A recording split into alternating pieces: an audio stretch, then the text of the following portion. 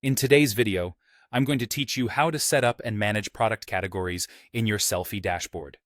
If you're running an online store and want to organize your products more effectively, creating and managing categories is a crucial step. This process not only helps your customers find what they're looking for quickly, but also keeps your store neatly arranged and professional looking.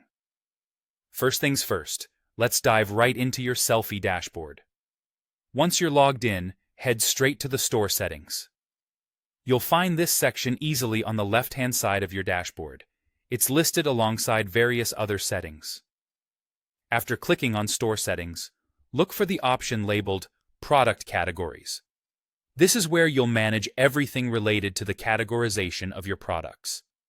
Now that you're in the Product Categories section, it's time to add a new category. Adding categories can dramatically improve navigation for your customers, making their shopping experience seamless. Look for a button that says Add New and go ahead and click on it. This will open up a form where you'll enter the details of your new category. Start by entering the title. This is essentially the name of your category, so think carefully about what you're going to call it. It's worth considering how your customers will look for items on your site. Clarity and simplicity go a long way. For example, if you're selling digital art, a category name such as digital prints instantly communicates what the customer will find within that category. Next, you'll need to enter the category URL slug. This might sound technical, but it's simply how the category URL will appear in a web address.